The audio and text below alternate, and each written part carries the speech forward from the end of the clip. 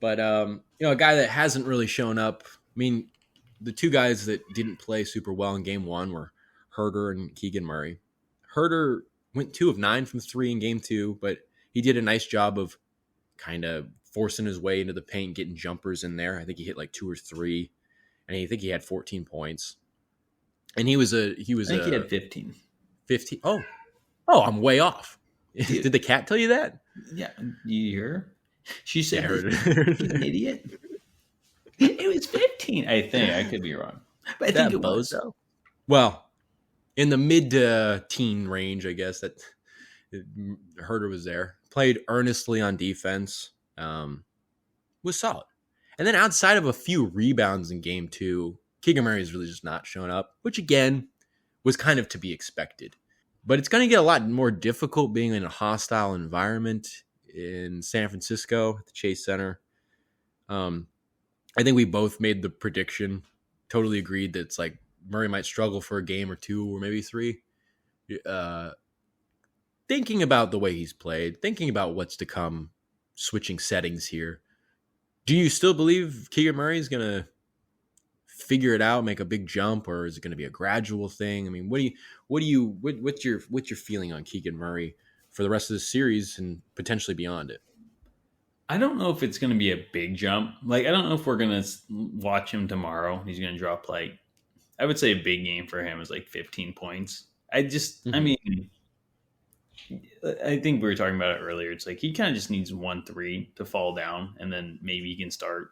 That confidence builds up, and he took one shot on Monday night, which is crazy. He needs to definitely get a little more involved. He's throwing up one shot as a starter. There's an issue there. I see something more gradual until he really builds that confidence up. I kind of like what you were saying last week when you're like, we were kind of talking about how Murray's going to go in as a rookie, and you're like, he's probably going to suck the first 2 games. But like, this is a guy who has really shown like maturity, and he doesn't play, I guess, necessarily like a rookie. He's beyond his years, and so I could see him kind of getting back in that mindset in game 3 and maybe 4 and throughout the series after. But I don't think it's going to be just like Keegan Murray drops 35 points tonight. I mean, clearly, when is he ever? But he just needs to be himself. He needs to take those open shots and not turn the ball over too. I feel like he had 1 or 2 turnovers, and you usually don't see that from him. And just to get more involved, just in general. So I think that will lead to bigger numbers, of course, and it's going to start off small, but he's going to get back to looking like the normal Keegan Murray, 12 points on 3 threes or something like that, right? But just good defense and crashing the boards along with it. Yeah, I think you hit the nail on the head. I mean, like, it's going to take 1-3 to go down. I think the Warriors are doing a great job of guarding him on the perimeter. I mean, the one shot he got off was a 2. It was not a 3. So I think Klay Thompson's been guarding him a lot. And they've just probably, they're looking at it like, just don't give him an open 3. And they really haven't. I mean, he had a few in game 1 that he missed, which again is kind of to be expected. But it's like one of the reasons he, like in November when he was struggling, it seemed like, obviously a lot of stuff came from off the court, but just thinking about on the court, once that 3 failed to fall, it locked up his game, because the 3 unlocks his game. The strides that he made kind of as a guy that was going to the rim and trying to put the ball on the floor more in January and February and March, that all came from the fact that he's shooting over 41% from 3. You take that 3 ball away. I mean, like, there was a point where he tried to dribble in.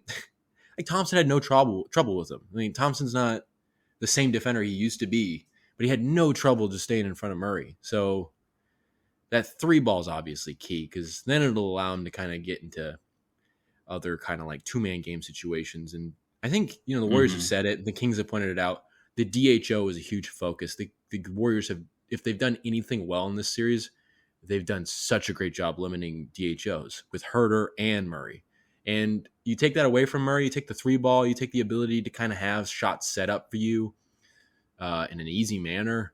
All of a sudden, things become more difficult. But, he's not going to get down on himself. He's a confident guy. And Mm-hmm. like we were saying earlier, it just kind of seems like the Kings have a little bit more weapons right now, or at least that's how it appears in the first 2 games. So, you know, he'll have an opportunity to get an open three, and just one to go down could change everything. And I do think that you're right. It'll be like a gradual thing.